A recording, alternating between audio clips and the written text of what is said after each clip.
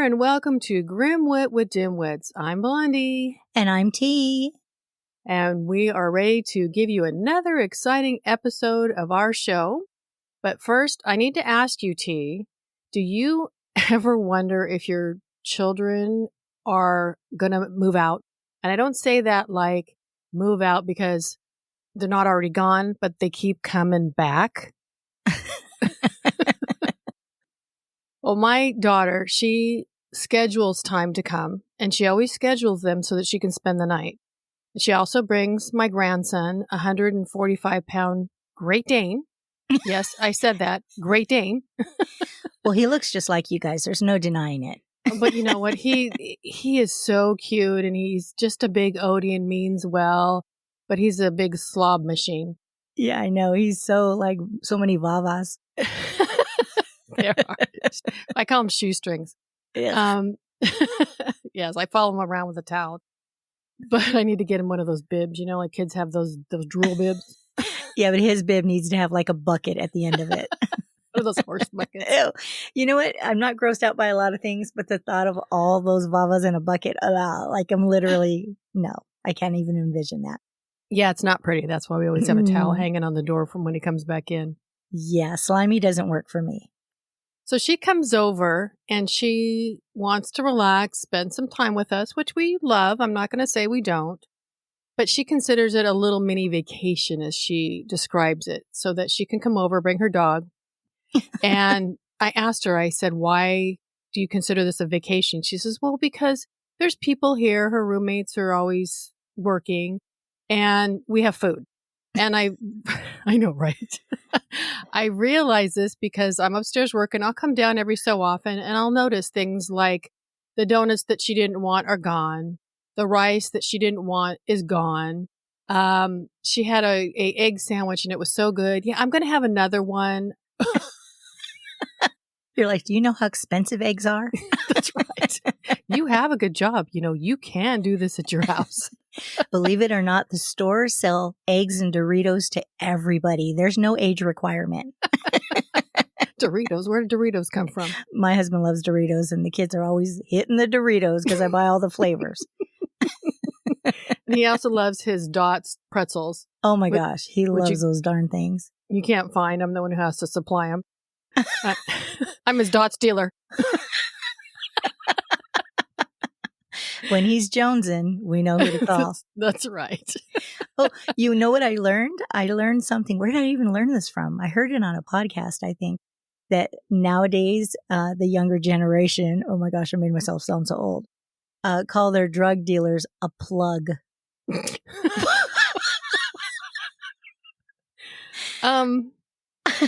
I can't explain it, but that's what I heard. And I was just like, what? And here in my brain, when you say plug, I think of something completely different, which is for another channel. Me too, sister. I was like, that's not cute. No. Ew. Ew. We just ewed ourselves. Okay, so plugs and buckets of spit. What else are we going to talk about here? I think we're off to a great start. Totally. Yum. So we digressed, and we'll get into the story. What do we have today, T? I know you love this kind of weather, and I know the story is kind of related. What do we got? I do love this kind of weather. During this time is the only time that I really like to be outdoors, enjoying nature, because I do not like that hot sun. I'm not a tree hugger freak, but I always love hearing and seeing wild animals, especially birds. They're so cute. One of my favorite things to see is hawks. I'll watch them as long as possible because they seem fierce and overly confident. So like even if I'm driving in my car and I see a hawk above, I'm like trying to drive and I got my face looking up and it's quite dangerous, but I love hawks. We have quite a few in my neighborhood and I think they're awesome as long as they're not trying to make a meal out of my fur babies because I will throw down to save my fur baby. I can see you running down the street. Right, I will choke a hawk, so don't even try it. That sounds like a name of a band or something. Choke a hawk. Choke a hawk. All right, we have the trademark on that. Anybody who wants to buy it. That's right. you're driving around and going someplace and you do see them circling around and hovering and thinking, oh, how beautiful and majestic they look, until you actually realize that they're looking for lunch. Exactly. Cute until you see a puppy in their mouth. Right. Speaking of small little woodland creatures, I guess, or little creatures, when I power walk, I used to go to a local park that has this walking path that's just shy of 2 miles. There's lots of trees, creeks, etc. But I used to carry peanuts in my pocket to feed the squirrels, and they'd come right up to me. So I guess that would make those rabian-infested little creatures my favorite. Squirrels and hawks. Okay. You know what? Hawks may even eat squirrels. I think they do. We actually saw a hawk eating a pigeon the other day. Ew. Yeah, it was kind of gross. I've seen that. They just tear all their feathers off and oof. Yep. Hawks got to eat too. They can't come over to my house and raid my refrigerator like my daughter likes to do. They're not digging Doritos and, well, maybe they are digging eggs, but. They don't want to graze at our house. Nope. But speaking of birds, let's get into this. I wanted to discuss the classic Alfred Hitchcock horror film called The Birds.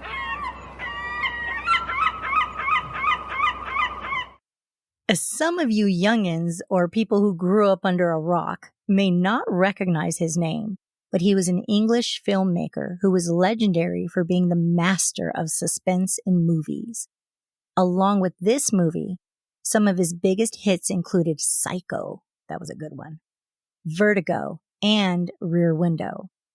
These are all very old films, but again, if you haven't heard of at least one of them, come out from under that rock already. What was the name of that show he used to do? I think it was a weekly show where it showed his profile. Oh, I love that. Like, you always look forward to seeing this fat guy's profile. I think it was, wasn't it called like Alfred Hitchcock Presents? Right. Yeah, that's it. Remember, it was like, dun da da da da right. dun dun da da da da. Good thing we're not in a band because that was awful. We could be the Choking Hawks. Right.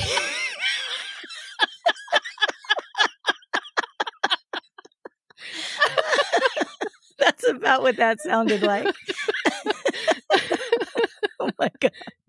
And then remember, he would open and say, welcome everyone, with his weird little voice. But it was awesome. It was totally awesome back in the day. That was cutting edge back in the day. It really was. It really was. Memorable for sure. So The Birds was released in March of 1963 and to this day remains a classic thriller. But the entire movie concept doesn't seem very realistic, right? Why would a bunch of birds all of a sudden go berserk and start attacking people for no reason whatsoever? And here I thought all these years it was just a crazy bird cult classic. Well, it is. But this stuff actually really did happen. And some of the incidents in the movie are based on truth. But with a Hollywood twist, of course, because Tinseltown makes everything better, don't they? They try anyway. And this is one of my favorite things about having a podcast. Once you start looking into stories, you find so many weird truths. I've discovered a lot of what I thought were ridiculously far-fetched movie ideas that are actually based on real events. Just like with the Annabelle doll. I never knew there was any truth behind that story until I researched it for our show, and wow, what a story. If you haven't heard that episode, it's our 3rd episode. We were still figuring stuff out, and Blondie was a little tipsy, so no judging. I don't think tipsy is actually the word. I'm going with relaxed. And by the way, that's a good shameless plug with a warning. I like it. Have to get him in there somehow. Right. So let's check out what's actually based on truth in this movie and why the birds literally lost their flocking minds. And by the way, be prepared for lots of bird puns because they're coming. And I want to mention, I love the actors in this movie. The lead female character is Tippi Hedren, and this was her first film. She's a feisty, gorgeous, tall blonde, and, fun fact, who also happens to be Melanie Griffith's mother and Dakota Johnson's grandmother. Wow. I know, right? I didn't know that until I looked into her for this show. I didn't either. The male lead is Rod Taylor, a very classically handsome guy. There's also a very young Suzanne Plachette in a supporting role. I always liked her. She played in some really good movies. And Jessica Tandy is also in this film, and I just love her. She's in one of my all-time favorite movies, Fried Green Tomatoes. That's a must-see if you've never seen it. Kind of a chick flick, but a great movie. Oh my gosh, I love that movie. My honest to God favorite line is, I'm older and I have more insurance. You gotta love Kathy Bates and her big old boat of a car. Tawanda! Tawanda, I love her in this movie. You love seeing her bloom, and it's amazing. But this is by far in at least my top 5 movies. It's so awesome. I wouldn't say it's in my top 5. I would say it's probably my top 10, but I do have a number 1. What's that? Which is Steel Magnolias. Has been my number 1 for a good lot of years. Okay, that movie was way too chicky for me, and I couldn't get into it. I mean, it's an okay movie for me, but I just couldn't get into it. Any movie that can make me laugh and cry at the same time is a winner in my book. Any movie that I want to see more than once is rare, for one thing. And so, yeah, that one time was more than enough. But I also have my favorite movies, and I can tell you what they are right off the top of my head. Gone with the Wind, Fried Green Tomatoes, Dances with Wolves, My Best Friend's Wedding, and Gladiator. Boom. Top 5. Everybody needs to see those movies. Okay, you definitely have range there. I can literally watch those movies over and over and over. Okay. I think the only ones besides Steel Magnolias is White Christmas, but that's just once a year. Yeah, I love White Christmas and Miracle on 34th Street, but those are seasonal, like you said. So, But classics. Very much so. Okay, so here's a quick overview of this movie. The movie starts off in the California coastal town of Bodega Bay, which is a real city in that area in Northern California. It's a small town where everybody seems to know each other. They really go a little overboard with the familiarity of the townspeople, but I kind of like all those small town values, very Mayberry-ish. Another reference for those under the rock youngins. Right. Watch those shows. They introduce the lead characters by doing a little bit of a flirty dance between them that includes lovebirds. All of that amounts to Tippy chasing Rod straight to his home across the bay, by herself, via a small motorboat and dressed in a rather formal green suit, and of course, a 3/4 length fur coat. Of course. Once she gets to his home, uninvited, mind you, she does a little breaking and entering to deliver the lovebirds as kind of a joke. But in this little love game, while she's trying to make a getaway in her boat, she's dive-bombed hard in the head, hard enough to draw blood, by a raging seagull who obviously preferred brunettes. That bird has good taste. Rod sees the attack and rescues her immediately. This is the first bird attack of many to come in the film. Were those live lovebirds? They were live lovebirds because the whole little flirty dance happens in a pet store where Rod comes in and assumes that Tippy works there. And so she plays on like she works there. And anyway, they get into this whole thing and she doesn't know a damn thing about birds. And so he catches her and she wants to show him that she knows what lovebirds are and she delivers them. Okay, now bloody bird brain Tippy ends up staying in town. She definitely played Rod like a fiddle. But in all her evil plotting, she apparently forgot to bring extra clothes. So she remains in that green suit and ridiculous fur coat the entire movie. That was an interesting choice. Just a tad overdressed for a little beach town. But on a personal note, minus the fur coat, I love that people overdressed back in the day. They were so proper. But at the same time, I'm glad we currently live in a society of lowered expectations, because give me yoga pants, a t-shirt, and chanclas any day of the week. Now, who doesn't love a good yoga pant? Seriously, I'd be a size 2 if I actually worked out in them as much as I wore them. And seriously, right? You mean you're not a size 2? Well, maybe with an additional number on either side of it.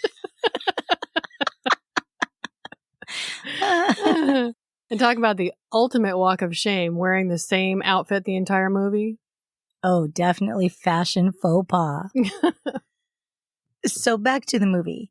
The birds are migrating in large numbers and are planted in large flocks around town. The peculiar bird situation got very real during a child's birthday party when they started attacking the kids, even knocking them over and pecking at their wee little bodies. And maybe that was because the children were smaller targets and could be gobbled up really quickly to satisfy their dark-winged souls. Wahaha. There's even a scene with a girl of about 7 years old lying face down at this party while being attacked by a single bird on her back. And she's kicking her legs like the bird weighs a couple of 100 pounds, and she's trapped. But it's funny because the bird is so small and like all she has to do is stand up. All better. Maybe in her terror, she was imagining the size of Big Bird. Have you seen him? He's the size of a full-grown adult. He's the size of like a full-grown adult and a half. He's a big bird. Hence the name, Big Bird. In the movie, the crazed birds are seagulls, crows, and swallows. There might be a couple of other in there, but those were the noticeable ones. I like that they used crows because a grouping of crows is called a murder. I think all of the birds in the movie should have been crows, so it could technically be a murderous murder mystery. But hey, nobody asked me. I want you to say that 3 times really, really fast. And by the way, we weren't around then, so, you couldn't have been a technical advisor. Dang it, I know. Born too late, story of my life. And actually, I did know that murder was the name of a grouping of crows. And do you want to know how I know that? How do you know that? You don't know much, so how do you know that? I actually got that right when I played Trivia Crack one time. Trivia Crack, I love that game. Yeah, I think it's kind of cool. And do you know what a grouping of owls is called? A hoot? Okay, that's good. No, funny girl. It's called a parliament. Okay. And why would that be? I don't know why it is, but the only reason I remember it is because to me, owls always seem kind of like they're just, how their heads twist all the way around. They're just sitting there looking at everything, being all judgy. So that's how I always remember they're called a parliament. And you are right. They just sit there with the same expression on their face. Yeah, like their bodies don't even move, and then their head can go all the way back, to their backside and be like, "What are you doing back there? That's right. Knock it off. Go home. Go home. You don't belong out here." But anyway, that's how I remember that. But yeah, interesting. Okay, so back to the story. But this was not the case in the real life story. In the real story, there were only 2 types of birds. The sooty shearwaters, a medium to large bird that is about 20 inches tall and has a wingspan averaging 40 inches, and the brant cormorant that averages about 4.5 pounds and 34 inches tall with a wingspan of 4 feet. Now that's a decent sized bird. I wouldn't want that slamming into me from the sky. That's like, if you do it height-wise, is like a small child. Yeah, it's not How much did not it too weigh? much shorter than me. Oh, you'd be in trouble. Right, be eye to eye with those birds and be like, "Hey, get off me." Right. With their judgy head spinning around at you. They would have lots of reasons to judge. But anyway. We continue. So the movie took some creative liberties and had a variation of much smaller birds who were able to get into fireplaces and eat through rooftops to swarm homes where they could attack. Definitely allowed for more kill potential. And I like where they were going with the small birds. Kind of like if you had ants invade your home, they can literally get into everything, which is so gross. I can't stand ants. Not a fan. Yeah, me neither. I mean, they're cool in their little farms and all. Just stay out of my house. Stay in your farm. Yeah. In the movie, the birds create a ridiculous amount of chaos. People are hiding and running for their lives while being bitten and pecked to death.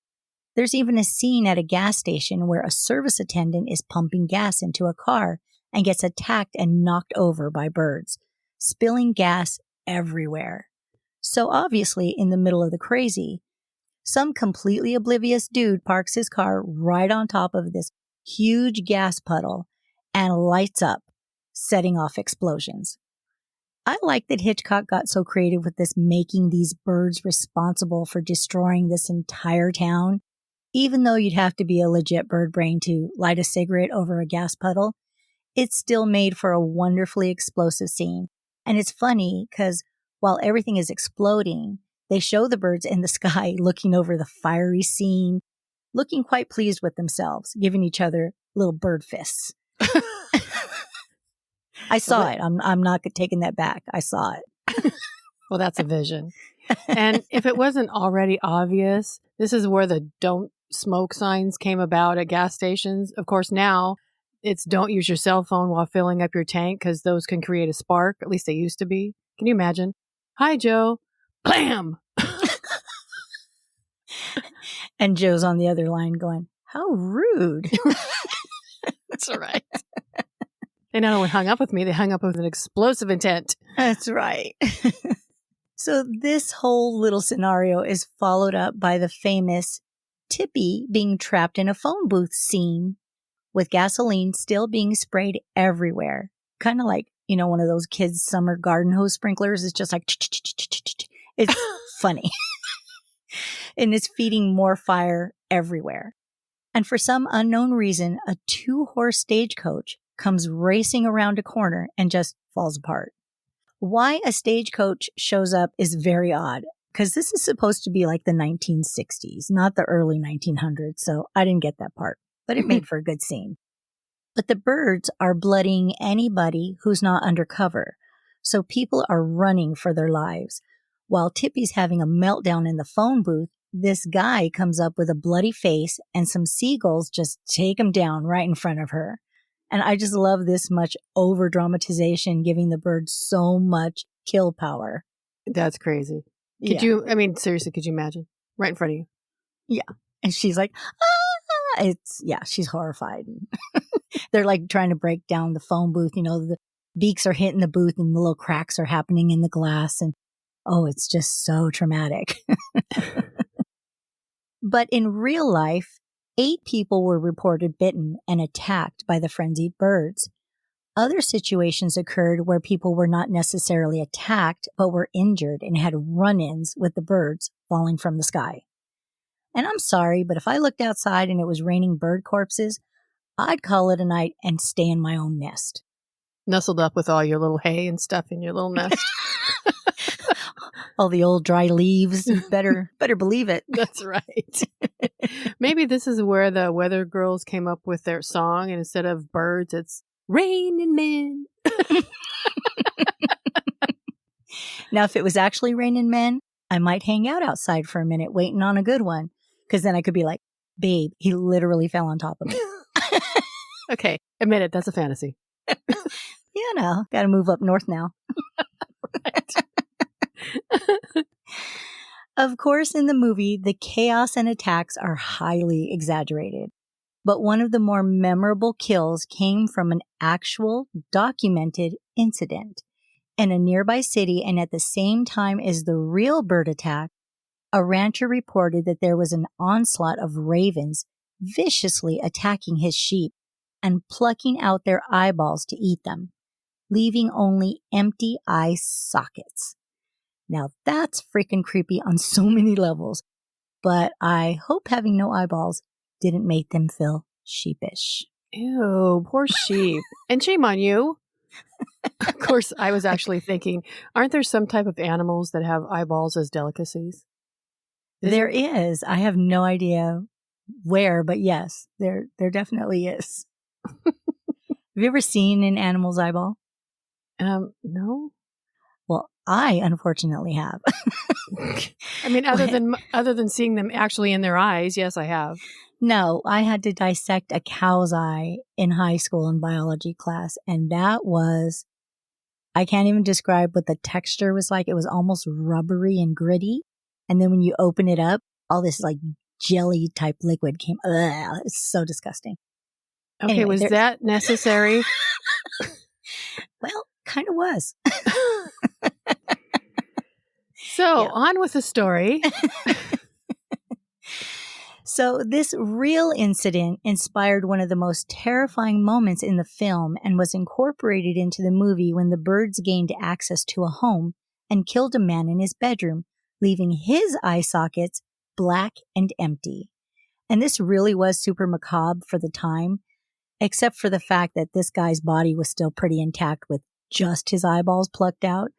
I imagine in real life the entire body, including the face, would have been bitten to shreds before they got those eyeballs out. But hey, maybe the birds were just trying to enhance their bird's eye view. And Blondie is rolling her intact eyes at me. I just can't imagine him laying there going, okay, go ahead. He's got two hands. Swat him away. Yeah, something was wrong with that scene, but it was pretty spooky. So those are some of the movie highlights, but here's what happened in real life. Let's let the grim begin. Word traveled quickly throughout the beachside communities in Santa Cruz County, and in the Santa Cruz Sentinel newspaper on August 18, 1961, an article was published. The headline read, quote, "Seabird invasion hits coastal homes," end quote. And the story went on to describe thousands of birds that came down from the sky at 3 a.m., crashing into people, parked cars, and residential homes in the cities of Capitola and Pleasure Point, California, just off the Monterey Bay. These cities are roughly 100 miles away from the city of Bodega Bay that was used in the movie. So the movie was filmed close to where it actually happened, I guess to give it more authenticity. I was just going to say that. Yeah, and that's cool. One witness claimed that on a calm, quiet, and foggy morning in August 1961, 18-year-old Frank Urbancic was sitting in a car, shocked at what was happening around him. Hundreds and hundreds of birds were falling from the sky and began to cover his car and the road. None of this made any sense, and it was really scary. Urbancic was headed to a 13-hour shift at his job in the Capitola Wharf. It was still dark, and he couldn't really make out what was happening with only the headlights to light the path. When he could see more clearly, he saw that some of the birds on the ground were still alive, but appeared to be in a daze, flopping around instead of just flying off. But the majority of the grounded birds were motionless and dead. Oh, I actually imagine when you say flopping around, fish flopping around. Oh, yeah. But these are decent-sized birds. Quote, "It looked like there were 1 million of them. They were like locusts all over downtown and in backyards. You just felt bad trying to avoid them going down the hill. They were so thick on the road, but you couldn't help but hit some of them," end quote, said Urbancic, who is now in his 80s and lives in Boulder Creek, California, which is also up north. So I'm surprised he stayed in that area because I would have got the hell out of Dodge after seeing something like that. That's frightening. Yeah, I would too. Can you imagine literally driving over these birds? I mean, I have a thought of what it would be like, but I'll keep that one to myself because I know how to restrain myself. You do? Since when? I just didn't describe a cow's eyeball. Okay, you got me there. That night, Urbancic drove about a half a mile away to a coffee shop and was surprised to find the birds were there as well, and their behavior seemed even more erratic. The owner of the coffee shop was baffled at how aggressively the birds were behaving. People inside the diner had been trying to get outside for hours, but were stuck in the cafe and had to constantly shoo the birds away. I think the cafe probably hired the birds so they'd stay in and eat more. There you go. Breakfast to lunch. Later, Urbancic finally arrived at work on the docks. He needed to open the gates of the wharf, but out of nowhere, one of the birds dive-bombed him and started savagely pecking at his leg. Urbancic doesn't remember feeling too frightened, but more concerned as he tried to coax this confused animal away from him and back into the water. Quote, "I've never seen anything like it before. We knew something strange was going on," end quote, he said. You think, Frank? Something a little bit wrong out here today. Can't seem to figure it out. Scratching his head. Right. There's an awful lot of birds in the road. Edna Massini, a proprietor of the Venetian Court Motel on the beach at Capitola in 1961, wrote about the day that the birds came in.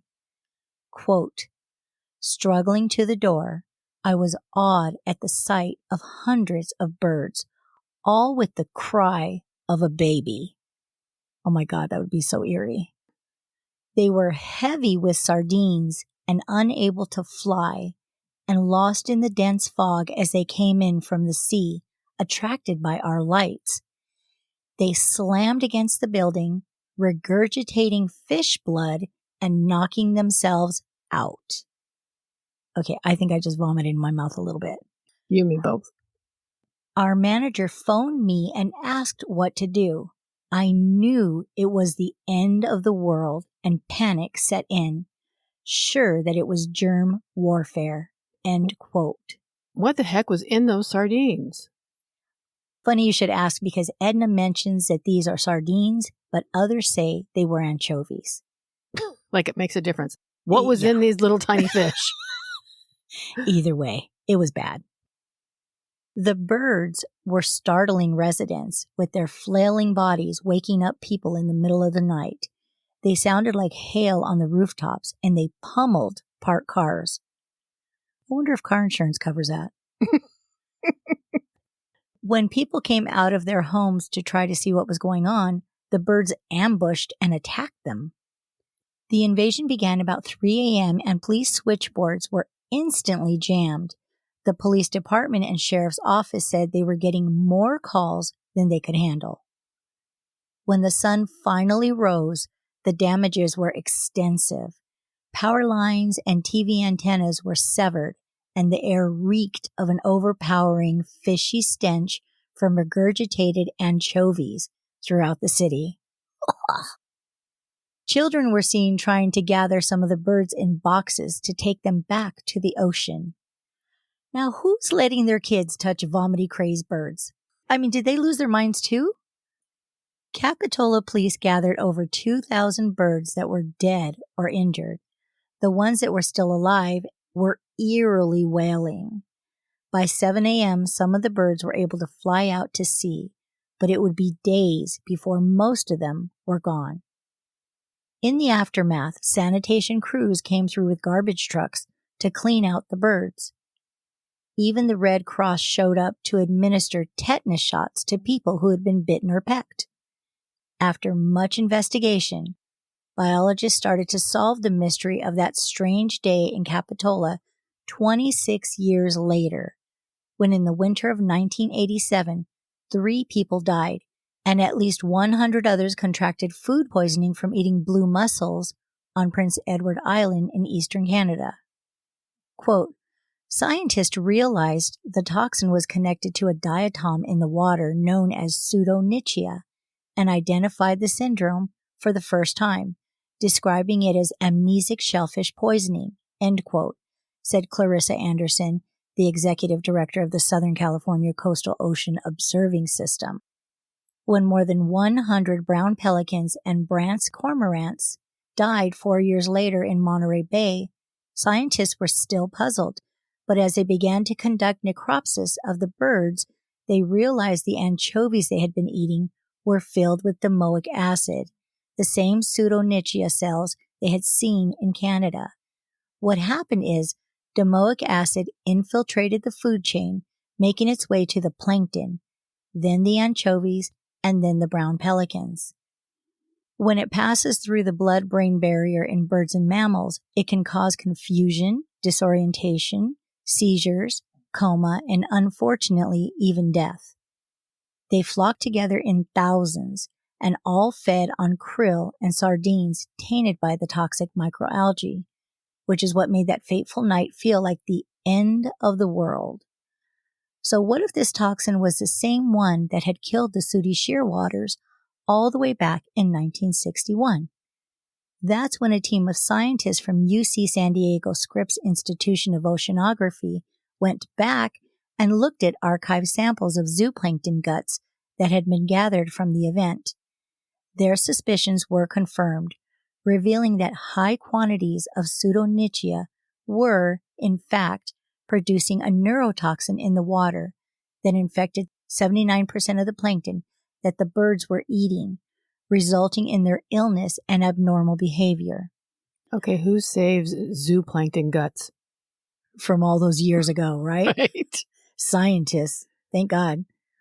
Quote, "You can't fix the bloom. It's not out of the question to imagine that an incident like the one that served as inspiration for The Birds could happen again.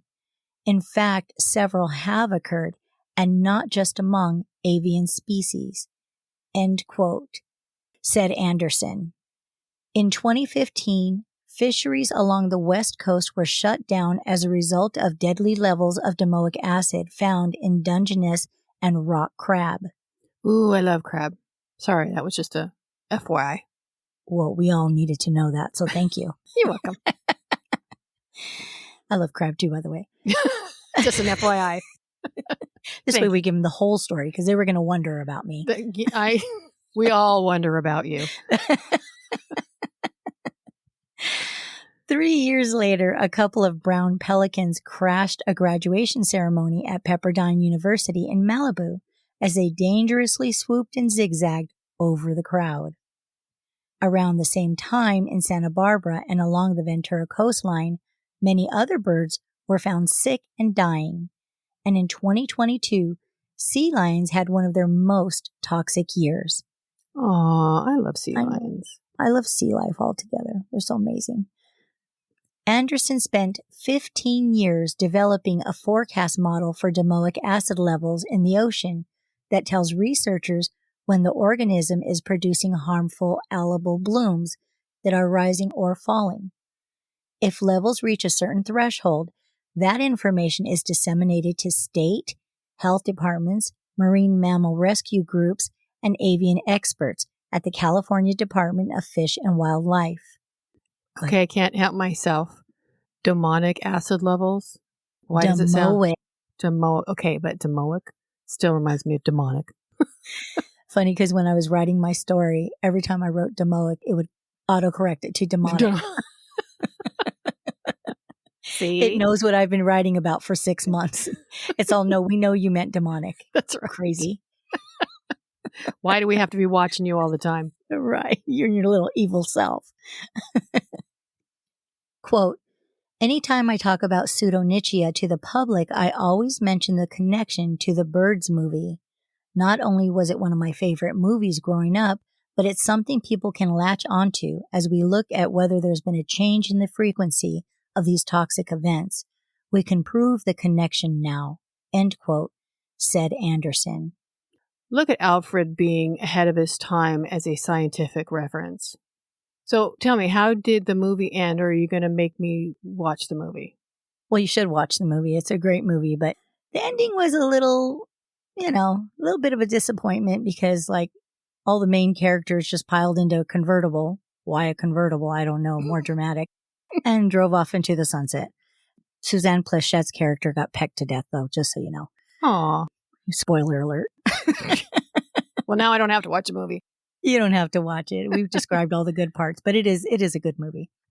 So this bizarre 1961 real horror story inspired one of the most iconic horror movies of the decade. Alfred Hitchcock's The Birds just celebrated its 60-year anniversary in 2023. This classic film will never get old and will always be a good egg in my book. Yuck, yuck, yuck, yuck. I warned him. That's right. You did say puns. I did. Thank you, T, for bringing this story to us.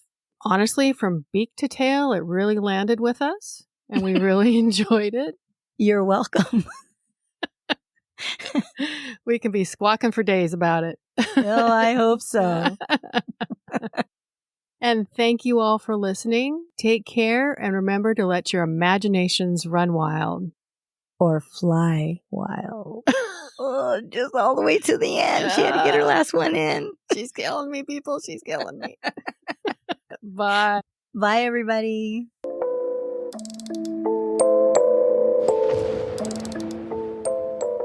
We just want to thank you all for sharing your time with us. And if you'd like to send in your creepy little grim bits, we would love to hear your personal stories, interests, and suggestions. Please email them to grimwitwithdimwits@gmail.com. Don't forget to follow us on Instagram at grimwitwithdimwits, Twitter at grimwitwithdimwits, and Facebook, Grimwit with Dimwits. Join us every Monday for new episodes and feel free to share us with your grim-loving friends. We would really appreciate if you would take a minute to rate and review. 5-star ratings go a long way and would really help us out. Until then, we would love it if you'd come back next week to delve with us into the strange and unusual things we just can't wrap our skulls around.